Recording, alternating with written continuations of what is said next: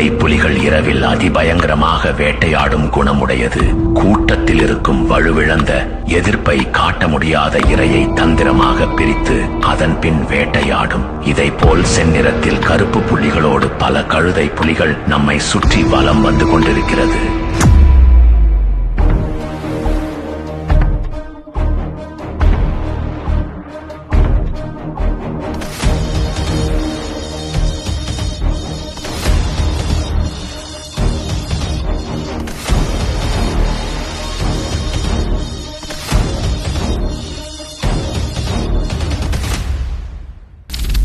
December 24ஆம் தேதி கிறிஸ்துமஸுக்கு முந்தைய நாள்.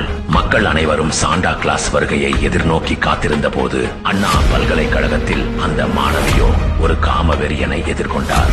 திமுகவை சேர்ந்த அந்த காமவெறியன் அந்த பெண்ணை தனிமைப்படுத்தி மிரட்டி அவரது வாழ்க்கையை சிதைத்தான். இந்த காமவெறியன் திமுக காரன் என தெரிய வந்தவுடன் திமுக அமைச்சர்கள் அவனுக்கும் திமுகவிற்கும் எந்த சம்பந்தமும் இல்லை என ஊடகங்கள் மூலம் மக்களை நம்ப வைக்க முயற்சித்தனர். ஞானசேகரனுக்கும் எங்களுக்கும் எந்த விதமான தொடர்பும் இல்லை என்பதை சென்னை மாநகர வழக்கில் கைது செய்யப்பட்டவர் நிச்சயமா சொல்றேன், உறுதியா சொல்றேன், திமுக உறுப்பினர் இல்லை. ஆனால் இந்த காமவெறியன் ஞானசேகரன் திமுகவில் மிகவும் செல்வாக்கு மிக்க நபர். அதுவும் சுகாதாரத்துறை அமைச்சருக்கு மிகவும் நெருக்கமானவன்.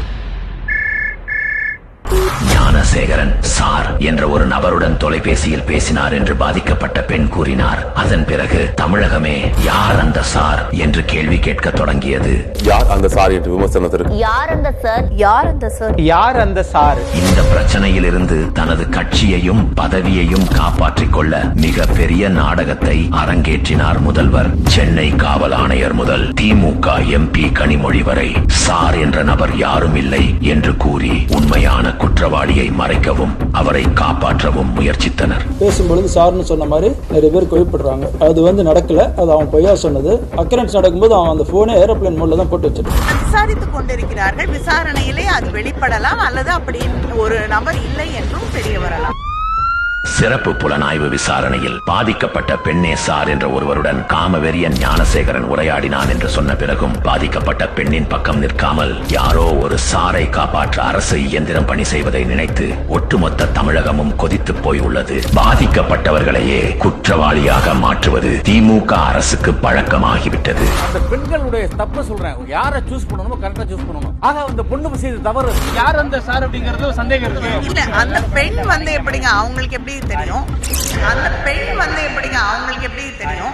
இப்படி பாதிக்கப்பட்ட பெண்ணின் மீதே களங்கத்தை சுமத்தினர் கேடுகெட்ட திமுகவினர்.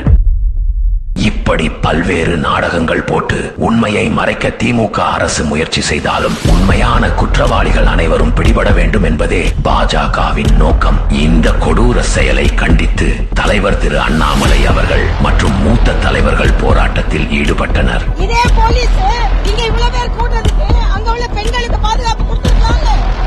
அது என்ன அடக்குமுறையா? பாதிக்கப்பட்ட பெண்ணுக்காக பாஜக மகளிர் அணி நீதி கேட்பு பேரணியை மேற்கொண்டது. இந்த போராட்டங்களை தடுக்க சர்வாதிகாரிகளே அஞ்சி நடுங்கும் அளவிற்கு அடக்குமுறையில் ஈடுபட்டது திமுக அரசு. இத்தனை போராட்டங்கள் தமிழகம் முழுவதும் நடந்து கொண்டிருந்தாலும் முதல்வரோ இசை வெளியீட்டு விழாவில் படுபிசியாக இருந்தது குறிப்பிடத்தக்கது. திமுக ஆட்சியில் தமிழ்நாடு பெண்களுக்கு பாதுகாப்பற்ற மாநிலமாக மாறியுள்ளது.